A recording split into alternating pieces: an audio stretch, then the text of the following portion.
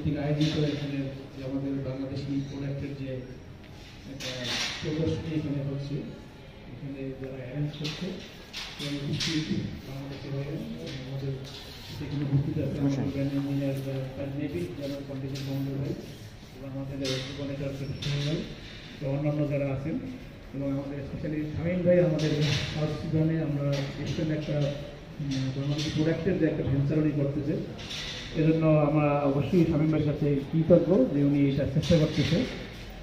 আপনারা সবাই জানেন যে আমরা বাংলাদেশে একটি ক্রান্তিকাল সময় পার করতেছে। তো এই সময়ে আমরা যারা বিদেশে আছি তারা এই সময়ে আমাদের দেশকে অনেক কিছু করার আছে। দেশে যারা সবাই জানেন আমাদের দেশে আমাদের আত্মীয় স্বজন ভাই ব্রাদার যারা আছে, রাজনৈতিক পট পরিবর্তনের সাথে দেশে শান্তি শৃঙ্খলা সব কিছু একটু আপনার সমস্যার ভিতরে আছে এবং পলিটিক্যালি আমাদের দেশে আনস্টেবল সিচুয়েশন আছে। এই ক্ষেত্রে আমরা যদি বাংলাদেশকে আমরা সার্ভাইভ করতে পারবো, যখন আমরা বাইরে আমরা ব্যবসাটাকে আরও এক্সপ্যান্ড করতে পারবো। সেই ক্ষেত্রে আমাদের যারা বিদেশে আমরা যারা থাকি এবং বিদেশে যারা ব্যবসা করি স্পেশালি তাদের অনেক কন্ট্রিবিউশন, তারা আমাদের রেমিটেন্স যেটা আছে বাংলাদেশ ইকোনমির মেইন একটা সবসময় একটা বড় একটা অবদান ছিল যারা বাইরে আমরা আছি।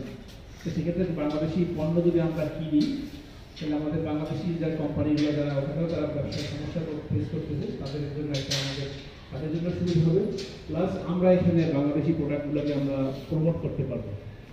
এইটার জন্য আমাদের যেটা করণীয় দরকার সেটা হলো আমাদের বাংলাদেশি যারা আমরা আছি সবাই একটু মিলিয়ে যেটা আপনারা আমাদের দেশটা জানেন সবসময় শুরু থেকে আমাদের ভিতরে বাংলাদেশের এক হইতে পারি নাই, যার জন্য স্বাধীনতার 52 বছর পরও এখন আমাদের এলোমেলো, যার জন্য আমরা দলাদলি এই দল ওই দল আমরা সব সময় বাংলাদেশের স্বার্থে আমরা কাজ করতে পারিনি।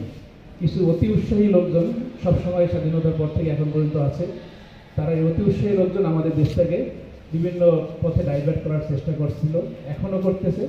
অতএব আমরা যারা বিদেশে থেকে যারা একটা জিনিস হলো আপনারা জানেন বাংলাদেশের টাকা পয়সা অনেক লুটপাট হয়েছে, কারা করছে দেশের টাকা বাইরে নিয়ে গেছে, আর আমরা বিদেশে যারা আছি আমরা কাজ করছি উল্টোটা। এখানে যত আমরা কষ্ট করি যারা বিদেশে আছেন তারা আপনার যে টাকা ইনকাম করেন 90% টাকা আপনার দেশে পাঠান, তা আপনার কন্ট্রিবিউশন আমার কন্ট্রিবিউশন দেশের ইকোনমিতে এটা অনেক বেশি, ঠিক আছে। যে লুটপাট যারা করে তার এগেনস্টে আমরা এখান থেকে ইকোনমিতে কন্ট্রিবিউশন করতেছি। হয়তো হইতে পারে কেউ $200 পাঠায়, কেউ $2000 পাঠায়, কিন্তু $200 অনেক আমাদের দেশের জন্য খুব ইম্পর্ট্যান্ট। তো এই ক্ষেত্রে আমাদের বিদেশে আলহামদুলিল্লাহ বেশ বড় একটা কর্মসংস্থান সৃষ্টি হয়েছে। আপনারা এখানে যারা ব্যবসা করতেছেন সবাই আলহামদুলিল্লাহ ভালো করতেছেন, আরও ভালো করবেন। সেই ক্ষেত্রে শামীম ভাই যে উদ্যোগটা নিয়েছেন স্পেশালি বাংলাদেশি প্রোডাক্টের এখানে বিক্রি করার মার্কেটটা, সেই ক্ষেত্রে ওনাকে আপনারা সহযোগিতা করবেন। আমরা শুরু থেকে আমি চেষ্টা করছি ওনাকে যতটুকু গাইডেন্স দেওয়ার, যতটুকুই করার, যে না উনি যেন ওই নতুন একটা ভেঞ্চার শুরু করছে এখানে যেন সে মিসগাইডেড না হয়। এখন যারা আপনারা যারা বাংলাদেশে এখানে যারা দোকান আছেন ওনাকে হেল্প করেন, আর যদি কোনো সহযোগিতা লাগে শামীম ভাই অলওয়েজ ওয়েলকাম করে আপনাদের, আমাকেও কাজ জানাবেন, ইনশাল্লাহ আমরা ট্রাই করব। আর সর্বোপরি হলো যে প্রোডাক্টগুলো নিয়ে আসছে উনি শুরু থেকেই বাংলাদেশে যে বড় যে কোম্পানিগুলো দেখেন আপনি ওয়ালটন, তারপর RFL, তারপর হলো যে আমাদের দেখেন সজীব কর্পোরেশনের, তারপর আকিস গ্রুপ, এটা বাংলাদেশি বেশ বড় বড় কোম্পানি, তারা একটা ব্র্যান্ড ভ্যালু আছে। তো উনি সবসময় কোয়ালিটি প্রোডাক্ট আনার চেষ্টা করছে। এখন আমরা যদি সহযোগিতা করি দেন আশা করি আমরা ওনার বিজনেসটাও ভালো হবে এবং আমরা বাংলাদেশকে ভালোভাবে রিপ্রেজেন্টেটিভ করতে পারবো।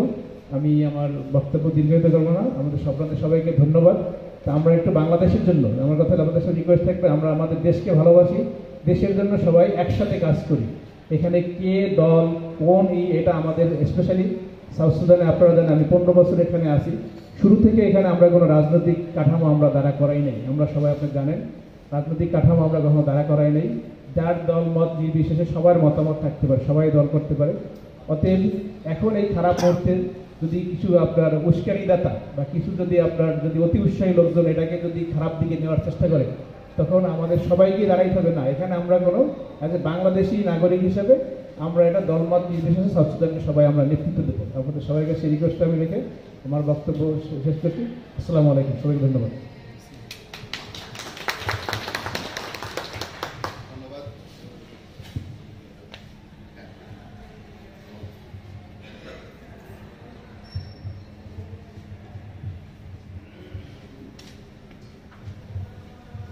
ধন্যবাদ কমল ভাইকে ওনার মূল্যবান বক্তব্য রাখার জন্য।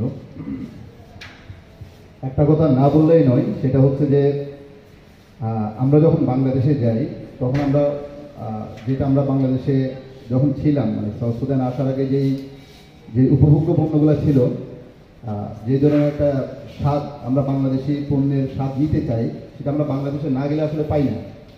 বা বাইরে আমরা অনেক কিছু খাচ্ছি, কিন্তু বাংলাদেশের যে সত্যিকারের যে স্বাদটা সেটা কিন্তু আমরা খুব দুর্লভ এইটা পাওয়া। তো বাংলা বাজার এবং শাহিন ভাইকে অবশ্যই এটা